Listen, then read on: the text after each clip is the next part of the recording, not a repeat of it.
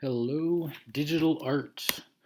Mr. Draper here. Sorry I could not be with you today. Sorry I can't show you this in person, but this will have to do. So I hope this is helpful. If not, I'm going to post a link to a similar tutorial, kind of a step-by-step thing that you could look at as well. So we are going to be creating some polygonal art, some low polygonal art, low poly art, we'll call it. Portraits this time. So those of you in digital too, some of you may have done this before with me, but I think we did animals before. So first things first, I'm going to go in Photoshop here. I'm going to go to Create New. I'm going to start with an 8.5 by 11, 300 resolution. If you're using Photopea, format will be similar. Pixels per inch, I think Photopea may say dots per inch. So you just want to make sure that it is set to inches here and not pixels. So 8.5 by 11, and I could do that either vertically, a portrait orientation like this, or a landscape if you wanted to do it that way. Either is fine, so I'm going to leave it in this portrait orientation and click Create here. Alright, so I have my blank canvas. So the first thing you'll want to do is find a picture that you would like to start with. And that could be anyone, anything. So I know I mentioned in the project page you could choose a musician, a celebrity, an actor, an actress, an athlete, a politician, a family member, maybe a self-portrait of you, whatever you'd like to do is fine with me. But I think we should all stick with portraits this time. So I have chosen, I'm going to go to File here, File, I'm going to Place Embedded, and then I'm going to navigate to my picture, and I have found a picture of Wonder Woman here. So we'll open that up. And when you're looking for an image, just make sure that you're starting with a fairly high resolution file so that this isn't pixelated initially. If it's a little pixelated, it shouldn't matter too much in the end because we are going to sort of flatten this out anyway as we create our polygons. Okay, so the next thing I want to do here is maybe resize, change the size of this a little bit. The white on the sides I'm not too worried about, as I'm going to create a sort of neutral background anyway in the end. So you may want to crop that, make it bigger, make it a little bit smaller, get your image in there however you want it to appear on the canvas. And then I am going to, Photoshop has made this a smart image over here, and I want to get rid of that, a smart object rather. So I'm going to rasterize the layer. I know you've done that in the past, but I know we haven't done that in a while. So I'm going to click, control click on that, or double click, sorry, right click, go to rasterize layer, and then I have my image. One thing you might want to do here is create a duplicate of your image, because this process that we are using to create this low poly art is destructive, meaning we are working directly onto our photo, so the photo itself is being altered. So just to be safe, let's say I want to have a copy of this, just in case I mess something up, I'm going to use that Command-J shortcut to create a copy. Alright, so I should have 2 copies now. The first thing I'm going to do is over here on the left-hand side, I'm going to go to my lasso tools, and I'm going to find the polygonal lasso. And if you are working in Photopea, all of this should be pretty much identical. I think every shortcut I show you, every keyboard shortcut is the same when you're doing this in Photopea. If you have a problem, send me a message and we'll figure it out. Alright, so the first thing I'm going to do is cut her out from her background. So I'm just going to kind of loosely, because I'm making these polygons anyway, I'm kind of loosely going over this. Gonna look kind of strange maybe at first, but I'm going to totally remove her with these straight lines from the background. Maybe you don't get all of the hair, whatever works best here. So I'm going to chop this up a little bit.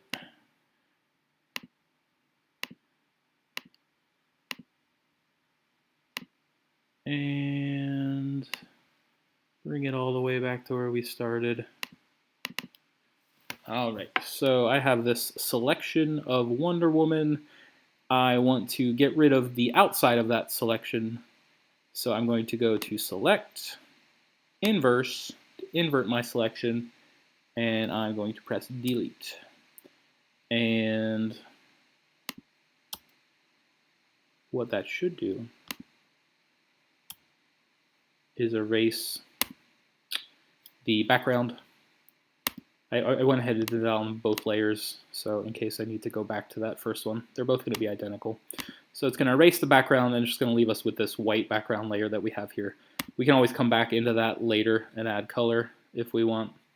I can delete that for now, and you can see that there's a transparent background. All right, so the only tool you'll be using basically this entire exercise is this polygonal lasso tool.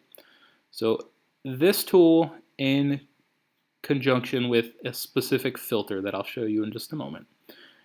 So a couple of shortcuts you will want to remember is Command D. Remember that is deselect. So you'll see I have this selection right now, so I'm going to push Command D, get rid of that. All right, so a couple of things to keep in mind. You are creating triangles here. You are creating small triangles in areas that have more detail, and you can create larger triangles in areas that are mostly uniform in color. So if I'm doing this, I like to start with some of the more detailed areas and then kind of expand from there. So what I'm going to do for this particular example is kind of zoom in on her face a little bit, maybe even more onto her eyeball specifically. And I'm going to start to break this up first, kind of radiating from there, kind of show you how I do this. So again, we're creating triangles, so I'm going to use this polygonal lasso tool to click once, twice, a third time, and then back to where we started. Now you'll see that's going to create a triangular selection.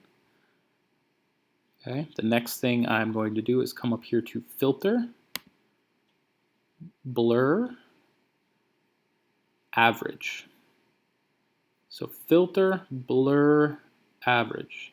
And what that will do is it is creating an average color of all of the colors within that selected area. So you see that it's created a sort of single color brown here. From there, I'm just going to keep going, continue around the eye, make another triangle. I like to sort of continue from where my last triangle was. And then I'm going to go to Filter, Blur, Average. Okay, so let me show you a couple of little shortcuts now that will save you some time.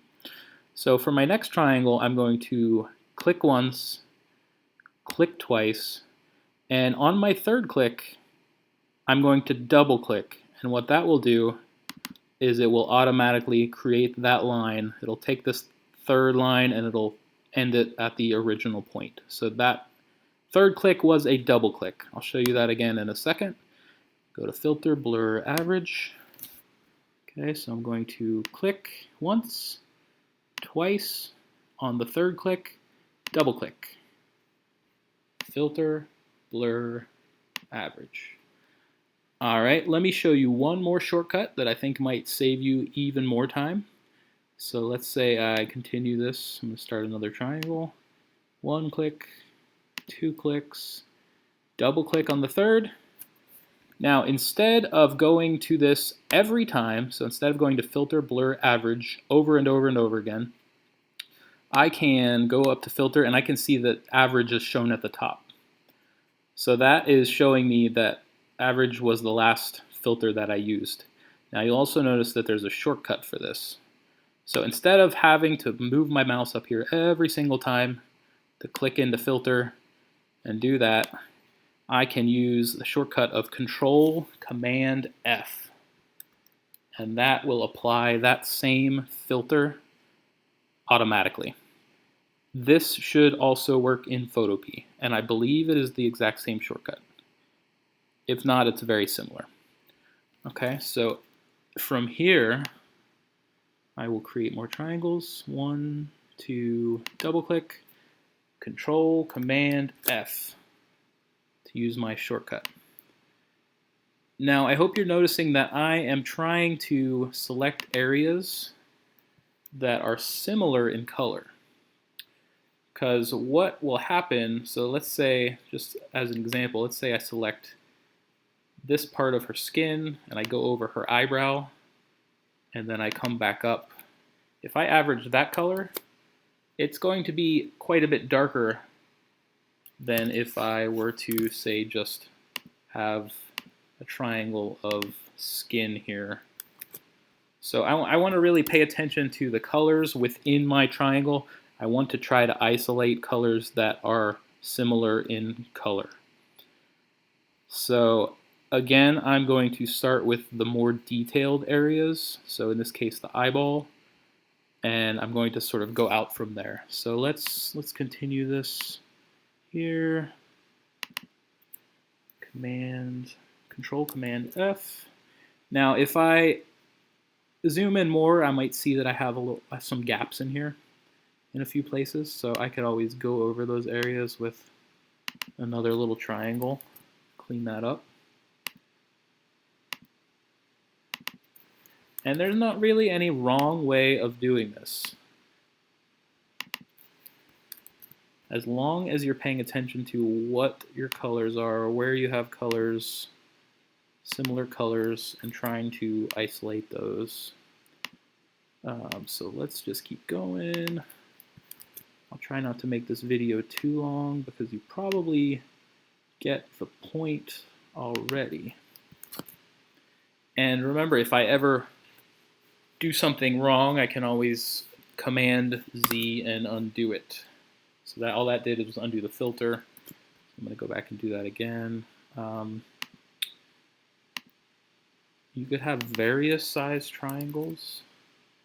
Try to vary your lines, create different effects.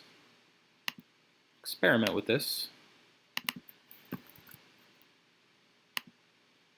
It's a fair amount of clicking, but I think you'll find that the results are quite nice if you take your time and you do this cleanly. So I hope you looked at the artist that I chose to sort of spotlight this technique, because I think he has some really good examples.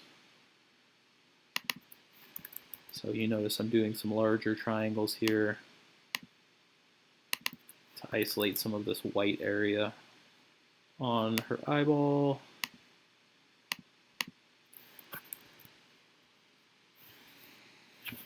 So from there, I might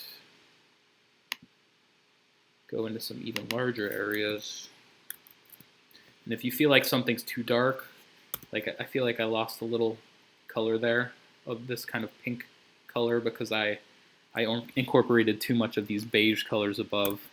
So I think I'm going to go back in here and maybe do one larger piece and then kind of go on from there. Do a couple of smaller pieces. Knowing these shortcuts, these Command Z, Command D to deselect, Control Command F to apply that filter, is really going to save you a lot of time in the long run. So once you're comfortable using those shortcuts, I think you'll find that this isn't too bad. So we've got a lot of dark up here. I'm going kind of quick here. I'm leaving some unwanted gaps. Now I would come back in and fill those in later, typically, because I want as clean an image as possible.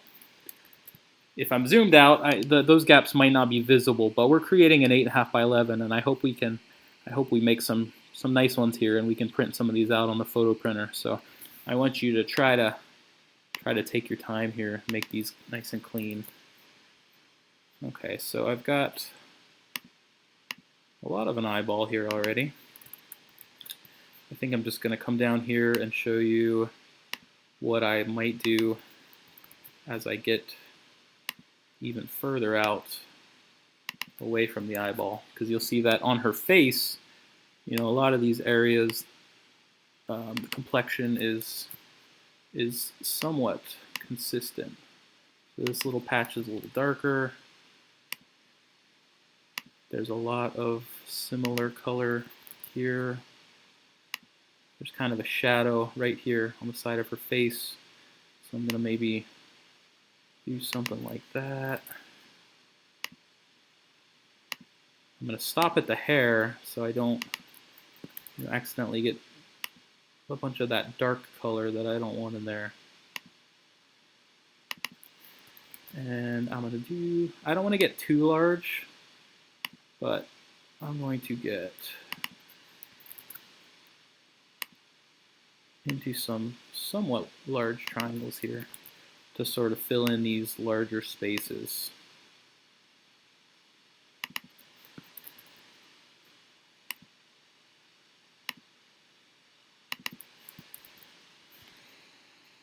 All right, so let's see what we're dealing with here. So I'm going to zoom out a little bit.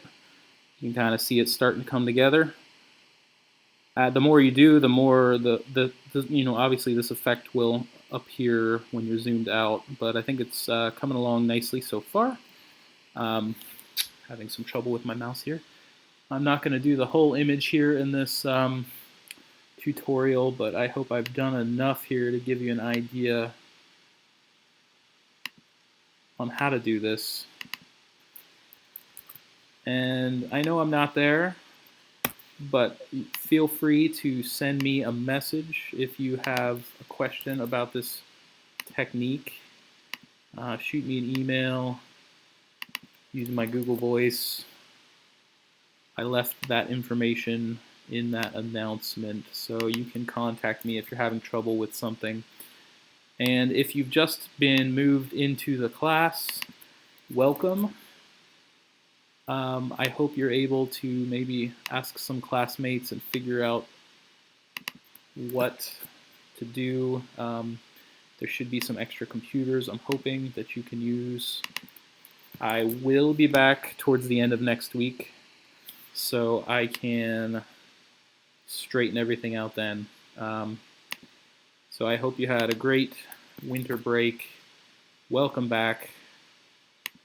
I will go ahead and upload this video so that you can look at this tomorrow and hopefully get started on your project here by Monday. We will have that vocabulary quiz. I posted the words for the vocabulary quiz, so make sure you take a look at those.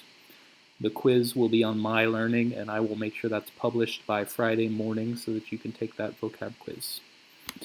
All right, so there's my partially completed Wonder Woman. Maybe I'll finish this up and post my final results.